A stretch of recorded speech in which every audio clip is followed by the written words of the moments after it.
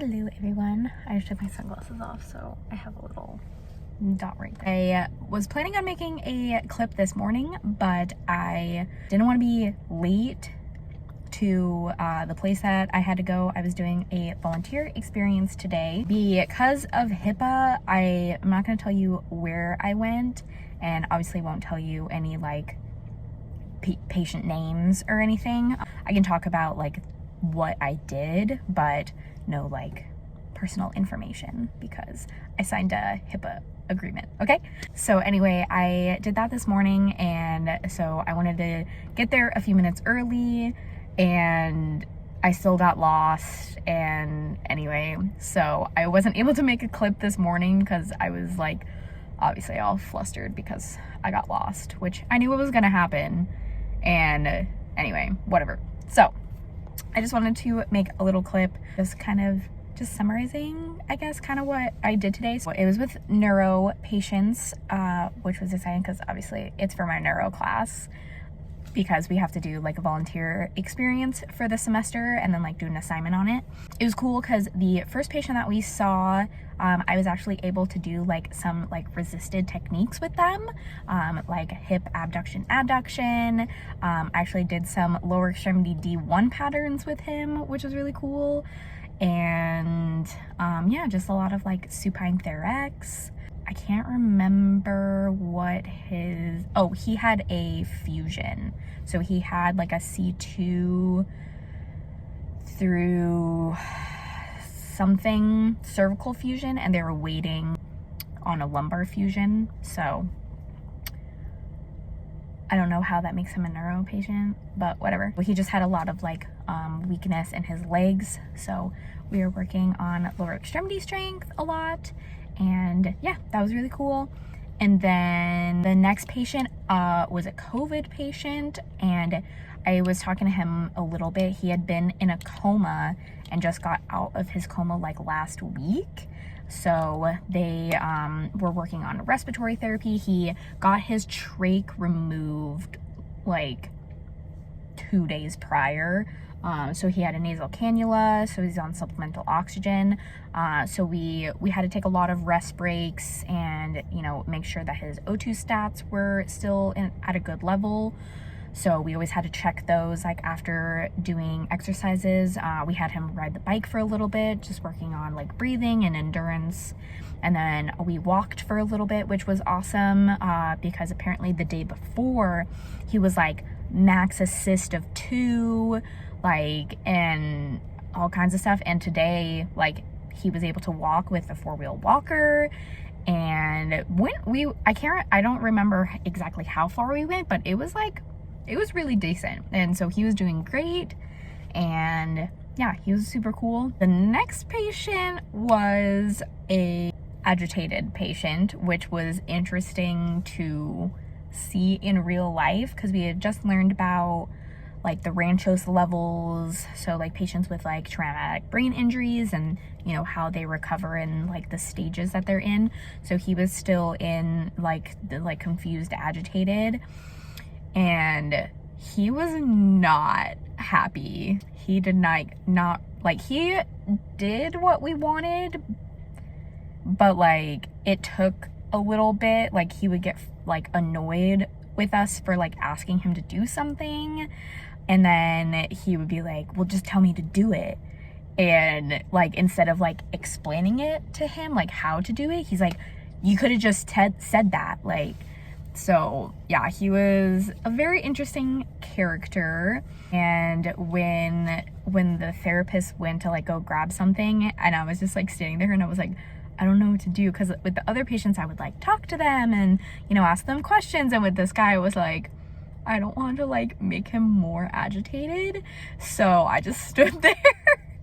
But he's like, just some advice, don't, like, this fake niceness like is unnecessary. Like, he's like, do you talk to your friends that way? Like, oh, good job, oh, blah blah blah. And I was like, I mean, I guess not. And he's like, just talk to me like a normal person. Like, you know, I don't need a good job every time and like all of this stuff, which I found interesting because like we do that, like when, you know, they do what you want, like even with a not agitated patient, you're like, oh, that was really good, like blah blah blah. And like I definitely get that, like I call it customer service voice, where you like you go up like an octave when you're talking. And I like, all PTs like do that I've always noticed. So I found it interesting that like he could tell and he didn't like being talked to like that. And yeah, like you had to like watch him like a hawk, because he would just like get up and like do stuff. Even like when we first got him out of his room, he just like wheelchaired out of there, and like we needed to get like a mask for him, and he just like wheelchaired off and like was like agitated that we like asked him for a mask and tried to find one, and he's like, anyway, it was really interesting. So but we ended up walking with him, which was interesting because we were first working on standing balance, and he was like, I can't stand on this left leg, because he had multiple gunshot wounds, so he has like a brace on, and his left leg was like super weak. And so we were working on standing balance like with a walker in front of him, and he put all of his weight on the right side. Like he didn't put his weight on the left side, because he's like, I can't do that, like I'm not there yet, like we can't do that. But then we put a ACE bandage around his left leg to assist him with walking, and he was able to walk like all the way down the hallway. But he said that he can't stand on that leg. But like when you walk, you have to like weight shift and like pick up the leg, and like he actually walked pretty well. That was really interesting to me, because I'm like, you think that like balancing is harder than walking? Anyway, so that was interesting. And then the last patient, she wanted to go to Starbucks, so we walked with her. She walked the whole way to Starbucks, which is like on the other side of the facility. She did awesome. I followed with the wheelchair just in case. And then the line at Starbucks was really long, so she ended up sitting in the wheelchair while we waited in line. But yeah, she did really great. And then just to make it faster, we took her on the wheelchair back to the room, and then did some exercises back at the room, like some crab walks and monster walks and stuff like that. I can't remember. She had COVID, and she was pregnant and had her babies. I don't know how many weeks out postpartum. Yeah, I'm not really like sure exactly what was wrong, but we just worked on like lower extremity strength with her and endurance. So that was pretty cool. So I was only there for 4 hours, so I am home now in my car, obviously. So, but I just wanted to make a little clip for this so that, you know, I can look back on it, or, you know, you guys enjoy hearing about a quick day in the life. Like I said, this was just a volunteer experience that I needed to do for my class. Luckily, they changed the requirements that this experience was able to use for this assignment that I need to do, because before it was like a separate thing. But because of COVID, there's still like restrictions on a lot of stuff, so they said that this experience could be used for that. And I was like, oh, thank goodness. Otherwise I was like, I don't know, because like I'm super busy with like, you know, the days that we have classes, and then I usually work in between there, and so a lot of the times like I can't go to like whatever stuff. So anyway, it ended up working out, so that's the important part. And yeah, that's about it. The semester is almost over, you guys. We only have, so we have our final practical is next week. And I'm kind of losing my mind. So we'll see how this week goes, because like Monday and Tuesday, so tomorrow and Tuesday, are the last days of lab. And then Thursday is Thanksgiving, so we have no class, no lecture on Thursday. And then next week, Monday and Tuesday is our practical days, so whatever day you have your practical scheduled. And then that Thursday is supposed to be our review day because our final is the following week.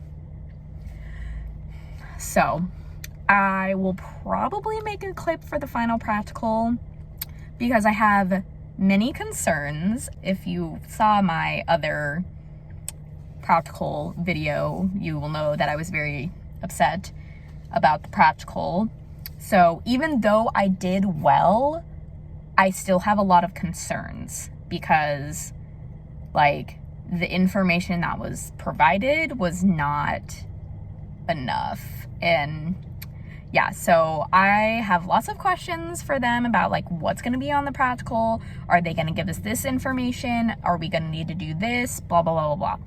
So we'll see how that goes this week because like I don't even know what would be on this practical, honestly. Like we haven't even done like transfers yet, which blows my mind because that was literally on our first practical last year.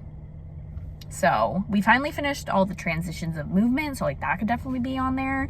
But like last week we did outcome measures and I don't know if they're gonna make us do that. I freaking hope not. But also I was told, I can't remember if I mentioned this somewhere else, but I was told by another student in the class that this final practical was supposed to be on a live patient, like not on our classmates. And I was like, excuse me, I need like more information before that. So I have no idea. I thought that it was going to be just like the midterm practical where we do it on each other. So that's going to be my first question because there's nothing in the syllabus. There's nothing like, unless the patients are going to come to us, because nothing about going to Swan or anything. So we'll see. Anyway, so that's it for now. We're almost in the home stretch. So I will give you guys updates either in this video or another video, depending on what happens with this one and how long it is. But yeah, stay tuned to see how the freaking semester ends because there is still a lot of stuff up in the air. So catch y'all on the flip side.